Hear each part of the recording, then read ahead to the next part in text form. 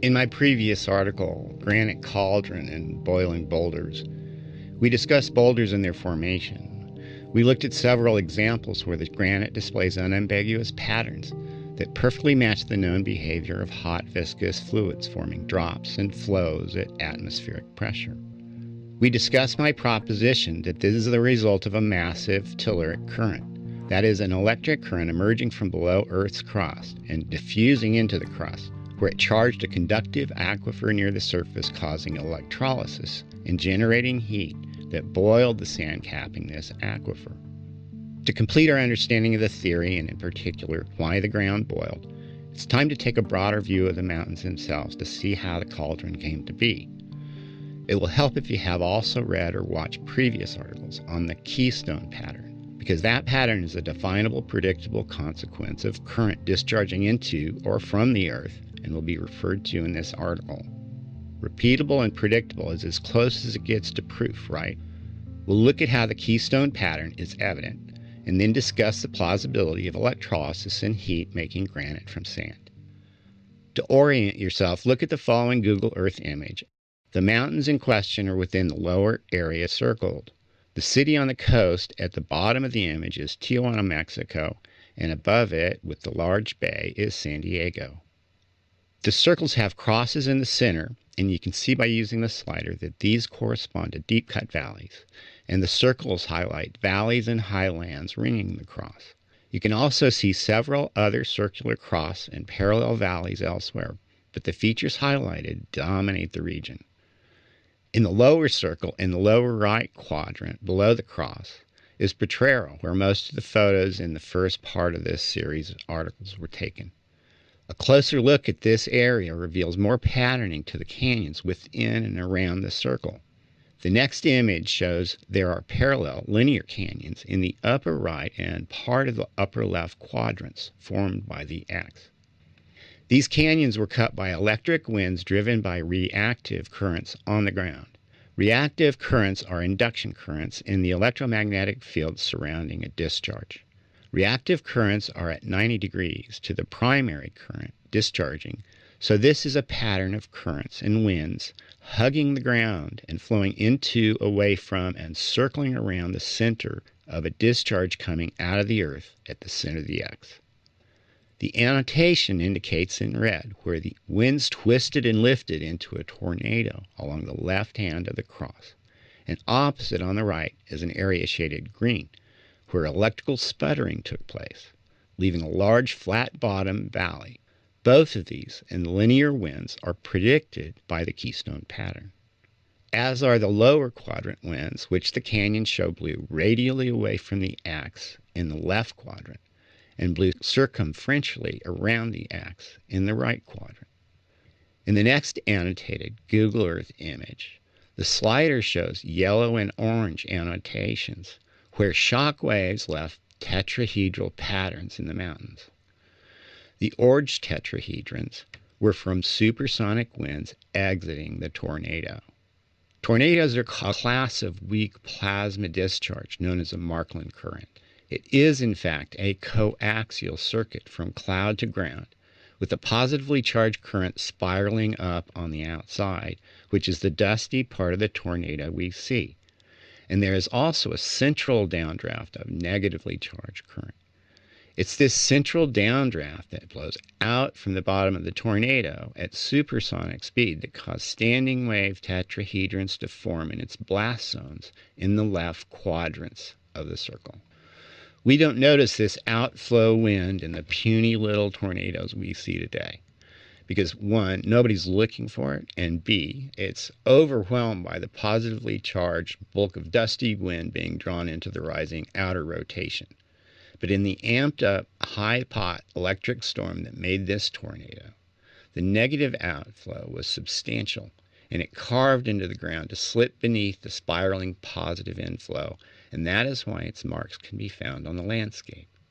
The yellow annotations are from shock waves caused by arc blast, from a ground-hugging discharge that formed the cross, highlighted in red.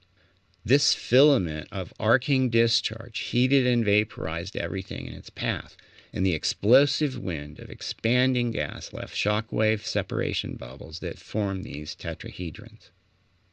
Because the pattern indicates wind circulated counterclockwise, the right-hand rule says the current was coming out of the Earth. The winds followed the charge distribution on the ground, which was patterned by reactive currents. Reactive currents are currents induced by the electromagnetic field that surround the vertical discharge current. They're sometimes called eddy currents.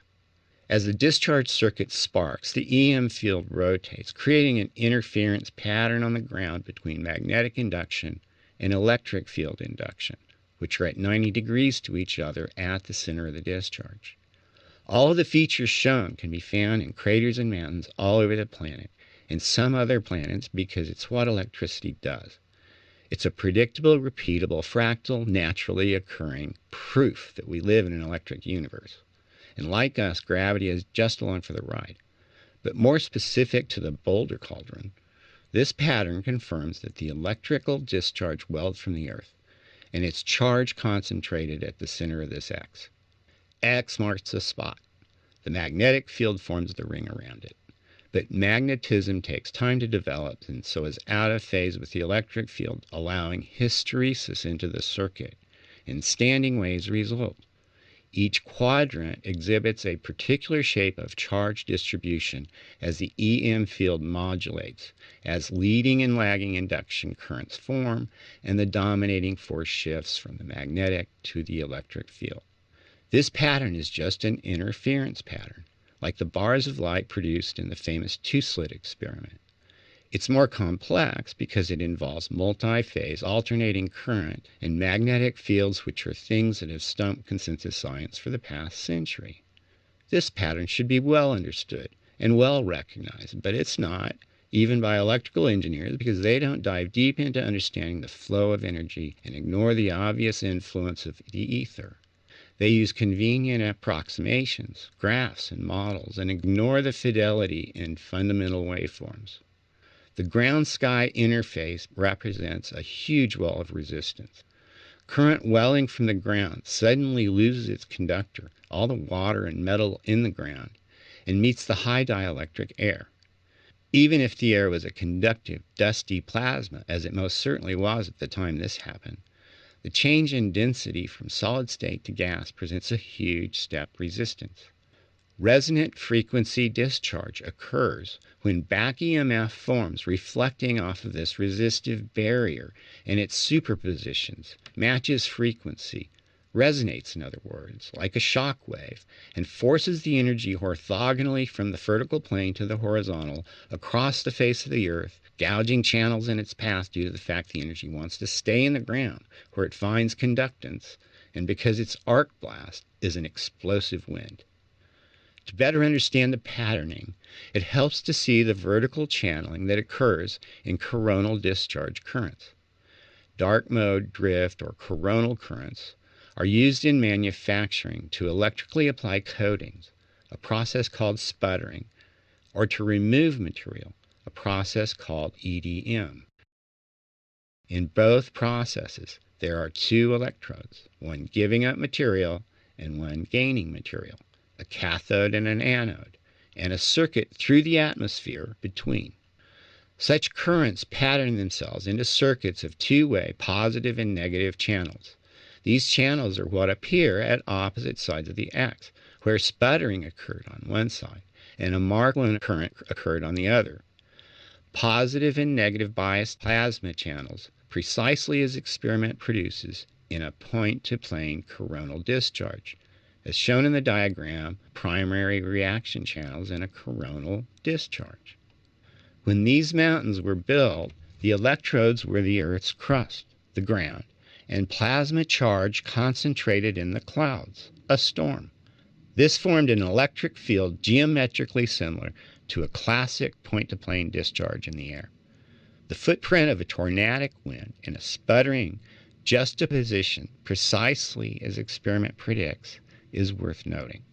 It's the same damn pattern as a mesocyclonic thunderstorm, with its rain curtain, downburst channels, updrafts, and Markland currents located in the same damn places every damn time. When will these so-called scientists notice? The sputtering channel and the Markland, or electric wind channel, are one and the same channel, looping through the electrode. It's a coronal loop, which is the same electrical circuit that makes coronal loops on the sun. It's the same electrical circuit that drives thunderstorms and the storms on Jupiter. It's the same electrical circuit witnessed and recorded by ancient people, probably just before it killed them. To demonstrate how this is a predictable, repeatable, fractal expression of a coronal discharge, look at the other, larger regions circled in the first image at the beginning of this article. Below both circled regions are compared, and I have highlighted where the electric wind and sputtering channels left their marks. They are mirror images of each other. The quadrants are simply rotated opposite each other, but both have counterclockwise rotation. Look closer, and one can identify the sputtered region is now occupied by the city of Ramona. Typical of sputtering, it leaves a flat bottom, kidney-shaped valley, ideal for farming, grazing, and occupation. The keystone pattern is a set of patterns created by a primary discharge current and its reactive currents in an electromagnetic field, and will display at an interface where coronal discharge occurs due to a step rise in resistivity, like on a capacitor plate or the surface of an atmospheric planet. Like fingerprints or snowflakes, they are of a pattern set, but no two are identical because of local influences like the materials involved, which are never precisely the same. A similar pattern was shown to form the Laramie Mountains in Wyoming and the Richat structure in Mauritania. The blisters begin on the Baja Peninsula and they continue up the coast, eventually to become the much more energetic stratovolcanoes of the Pacific Northwest. These southern blisters are stillborn volcanoes whose energy was expressed in chemical outpouring from electrolysis rather than the explosive convulsion of a subsurface arc discharge. Even today, the region is hot and boiling, with several hot springs and even utility-scale geothermal power production in the desert valleys to the east. The volcanic lineament all along the North American plate boundary, and other continental plate boundaries as well, is caused by electric current that runs the edge of the boundary as it drifts from beneath the plate. The continental plates are thick cratons of basalt, piled with layers of sediment, and makes a collector plate to current welling from the center of the Earth. We can deduce this has to happen because Earth is inducting electric current from the sun at the poles, and the Earth doesn't store it all. We know the crust forms a spherical capacitor in the path of this energy, and the pattern charge distributions that result from capacitance can be seen both in its geology and its weather. The keystone pattern is one of several examples of tested or testable phenomena caused by electromagnetism. Shockwave tetrahedrons are another. Tornadoes, cyclones, and mesocyclones are another. The alternating El Niño, La Niña currents that influence the climate of the entire planet is another. These are all patterns of motion, phase, and frequency provably caused by the planet's own electromagnetism. We can also measure it in the form of telluric currents and potentials if we want to look. The continents present extra layers of capacitance, which means they collect charge. That charge then leaks around the edges and self-organizes in a patterned electromagnetic field called the fringing field. Current flows in the fringing field, heating things up and wreaking havoc like earthquakes and volcanoes. The reason this region boiled and electrolyzed instead of bursting in volcanoes is due to the geometry of the telluric currents in the fringing field. This has also been discussed before in subsurface Birkeland currents. Fringing currents not only occur at the continental edges, but also crisscross continents along old plate boundaries of the earliest cratons. This forms intersections in the current called triple junctions and creates cyclic current loops. There's also feedback input from electric storms, solar storms, and cosmic wind. The net effect is the fringing currents are self-organizing circuits with functionality. A circuit of triple junctions and ring currents with amplifying inputs is the description of an operating amplifier. Op-amps, or operating amplifiers, switch current flows, directing current at each junction by amplifying or resisting. This region lies between junctions in the bridge of the op-amp, where the current was held to a lower level by the geometry of the circuit itself. One triple junction is immediately south of the blisters that we're discussing and can be identified by the Pinacate volcanic field of Sonora, Mexico. Another is to the north near Mendocino, California. Between these nodes, the number of volcanoes is greatly reduced and their distance apart compared to the continuous line of stratovolcanoes to the north of the Mendocino node. And likewise, there's a profusion of volcanoes south of Baja node, and it continues through and beyond Mexico. Between the nodes, there's only the Shasta, Lassen, and Mammoth volcanoes, and a few lesser eruptions, but none of them show the energy and density that are elsewhere on this lineament. This is also the same exact reach parallel to the San Andreas Fault, because the fault is from a discharge inducted between these nodes.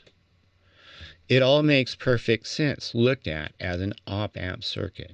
The fault parallels the continental fringing field current. It's at a shallower depth and came after the mountains were built, so came after the fringing field current. It connects between triple junctions in the bridge of the op-amp, where current can bypass around the ring portion of the circuit. It creates a high voltage, low current situation between the nodes that induced a parallel current.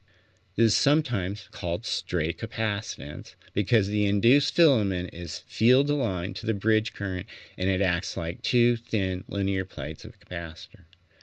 The induced filament sparked, creating the fault, and still causes occasional earthquakes. The entire Pacific coast and its features, such as the San Andreas Fault, the Sierra Mountains, San Joaquin Valley, and the coastal ranges, including the subject mountains, and even the Great Lakes on the other side of the continent, can be explained in great detail by the electric circuits in the fringing field. But that takes us beyond the scope of Incopaz rocks. In case you think the idea that granites are produced by electrolysis is crazy, please look into how elemental silicon was first produced. In 1854, pure elemental silicon was first produced in crystalline form as a product of electrolysis. Sudden charge diffusion into a saltwater aquifer beneath or within layers of sand, perhaps still saturated having been dredged from the sea by tsunami, would evolve blossoms of oxygen by electrolysis that channel to the surface. Hydrogen would evolve too, but being the smallest, slipperiest molecule, hydrogen would escape first, easily permeating through the porous sandstone overburden, and whatever hydrogen didn't escape would cling to the sand, giving it a positive charge. The oxygen would follow, forming an ionic flow of current which would heat up the channel.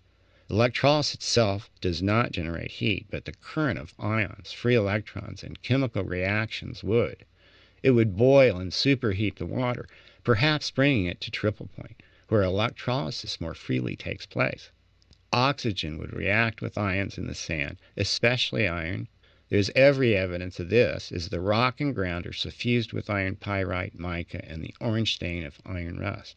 Everything was very hot, but not subject to the explosive thermal shock of arc discharge that vaporizes matter.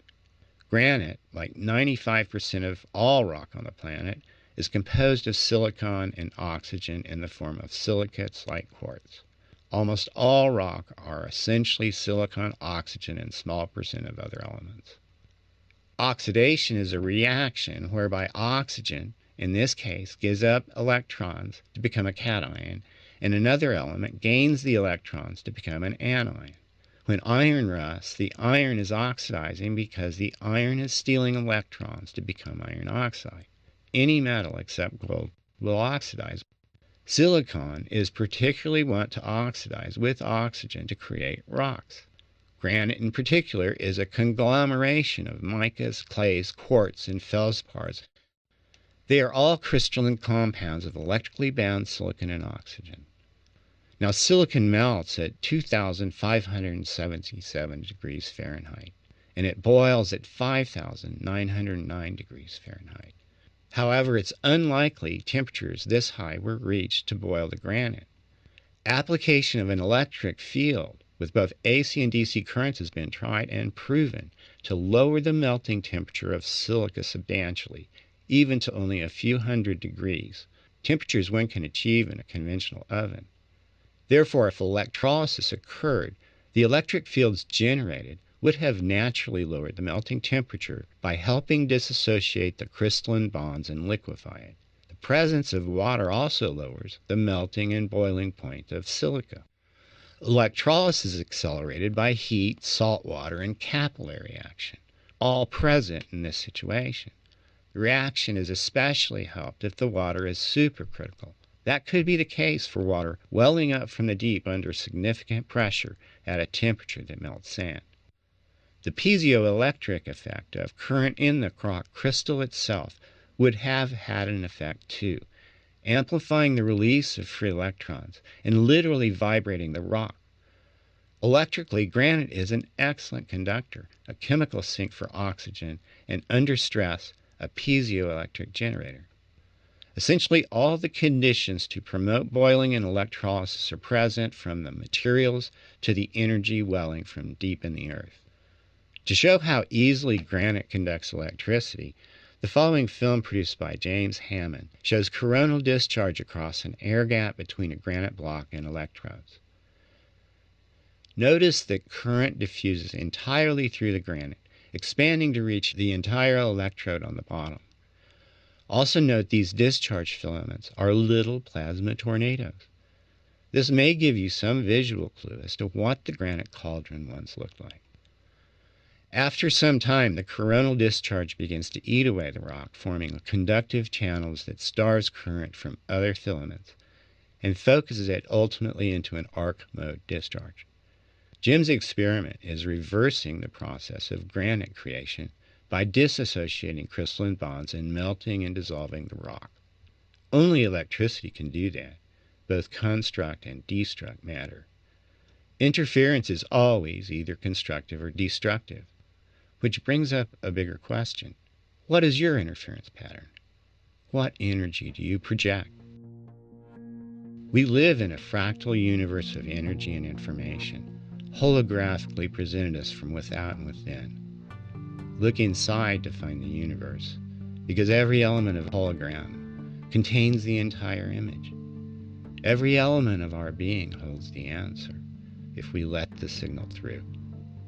And our energy projects tomorrow's pattern. The future is in our hands, so let's make it better.